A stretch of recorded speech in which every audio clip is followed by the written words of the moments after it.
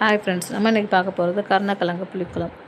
இந்த டிஷ்ஷு பார்க்குறதுக்கு முன்னாடி நம்ம சேனல் சப்ஸ்கிரைப் பண்ணாதவங்க பண்ணிக்கோங்க. மறக்காமல் இது மற்றவங்களுக்கு ஷேர் பண்ணுங்கள். நம்ம சேனலுக்கு சப்போர்ட் பண்ணுங்கள். இந்த கருணக்கிழங்கோட நன்மையை சொன்னீங்கன்னா நீங்களும் இதை உங்கள் வீட்டில் அடிக்கடி வாங்கி செய்யுங்க. இதில் குறுக்கு வலிக்கு ரொம்ப நல்லதுங்க. அடிக்கடி வண்டியில் ட்ராவல் பண்ணுறவங்க, லாங் ட்ராவல் பண்ணுறவங்களுக்கெல்லாம் இந்த கருணக்கிழங்கு புளிக்குழம்பு வச்சு கொடுத்தீங்கன்னா அவங்களுக்கு குறுக்கு வலி இருந்தது வரவே வராது. நான் ஒரு 3 பெரிய சைஸ் கருணக்கிழங்கு எடுத்திருக்கேன். அது நல்லா காஞ்ச கருணக்கிழங்கு தான். புதுசு வாங்கினீங்கன்னா அது உங்களுக்கு சாப்பிடும்போது நாக்கு அரிக்கும்.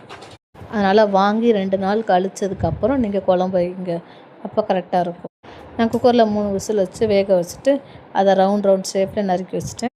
இதுக்கு ஒரு பெரிய தக்காளி, கொஞ்சோண்டு நெல்லிக்காய் சைஸு புளி, ஒரு தேங்காய் சில்லு அளவுக்கு வெறும் தேங்காயை மட்டும் அரைச்சி வச்சுக்கிறோம். புளியை கரைச்சிட்டு அதில் எப்பயும் போல் நான் வீட்டு மிளகாப்பொடி 2 ஸ்பூனும் தனி மிளகாப்பொடி 1 ஸ்பூனும் போட்டு கரைச்சி வச்சுருக்கேன். அதில் கொஞ்சோண்டு உப்பு போட்டுட்டு நம்ம ஆல்ரெடி நறுக்கி வச்சுருந்த இந்த கருணக்கிழங்கையும் அதில் சேர்த்து வச்சுக்கணும்.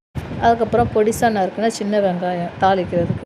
புளிக்குழம்புக்கு பெரும்பாலும் நல்லெண்ணெய் ஊற்றி சமைச்சிங்கன்னா ரொம்ப வாசமாகவும் நல்லா டேஸ்ட்டாகவும் இருக்கும். எப்பயும் போல் தாளிப்புக்கு நல்லெண்ணெய் ஊற்றி வெந்தயம் போடணும்.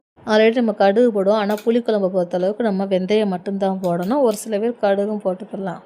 வெந்தயம் போட்டால் தான் நல்லா வாசமாக இருக்கும். வெந்தயம், வெங்காயம், கருவேப்பிலை, கொஞ்சோண்டு தக்காளி இதெல்லாம் போட்டு நல்லா வதக்கினதுக்கப்புறம் நம்ம ஆல்ரெடி கரைச்சி வச்சுருந்த புளி கரைசலை எடுத்து அதில் ஊற்றிடணும். ஊற்றிட்டு ஒரு கொதி வந்ததுக்கப்புறம் நம்ம ஆல்ரெடி தேங்காய் விழுது வச்சுருந்தோம்ல அதையும் சேர்த்து மிக்ஸ் பண்ணிடணும்.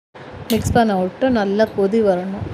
நல்லா கொதி வந்ததுக்கப்புறம் அடுப்பை சிம்லேயே வச்சுக்கணும். ஏன்னா நம்ம ஆல்ரெடி கருணக்கிழங்கை வேக வச்சு போட்டனால கரைஞ்சிரும். அதனால் சிம்லேயே வச்சு பார்க்கணும்.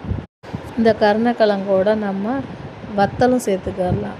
சுண்டை வத்தல் போட்டுக்கலாம், மிளகு மிதுக்க வத்தல் இதெல்லாம் சேர்த்து பார்த்து நீங்கள் ட்ரை பண்ணி பாருங்கள்.